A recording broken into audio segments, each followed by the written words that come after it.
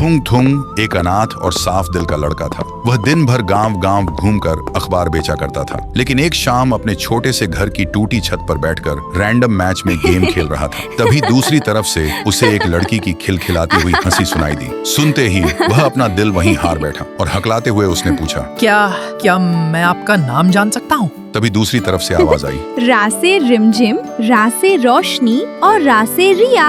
और तुम?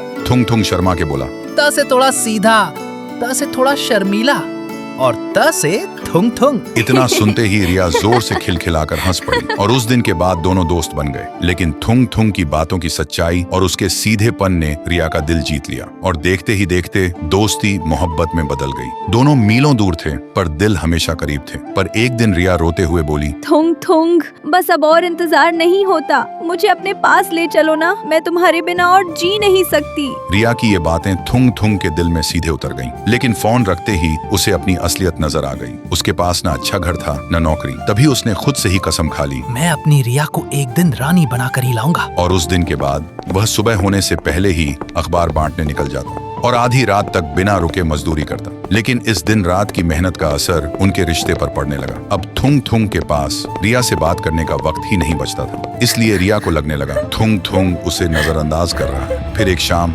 रिया ने गुस्से में फोन किया और बोली, तुम बदल गए थुंग थुंग, तुम पहले जैसे बिल्कुल नहीं रहे। दूसरे लड़कों को देखो, वो अपनी गर्लफ्रेंड को कितना वक्त देते हैं, और तुम तो 1% भी वैसे नहीं हो जैसा मैं चाहती थी। पता नहीं फिर भी तुमसे प्यार क्यों करती हूँ।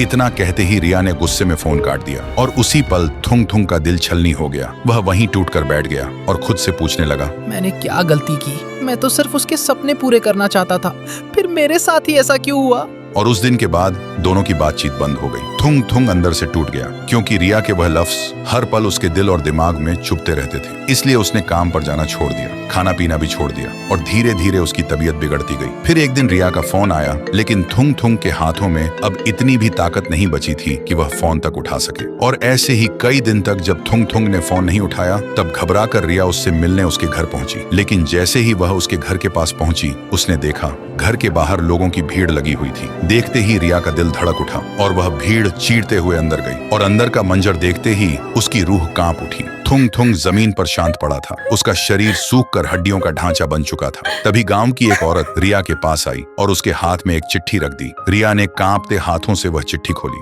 उसमें लिखा था, मेरी जान रिया, तुम्हें लगा मैं तुमसे दूर हो गया था, पर मैं तो हर दिन तुम्हारे और करीब आने की कोशिश कर रहा था। काश तुम मेरी खामोशी समझ पाती।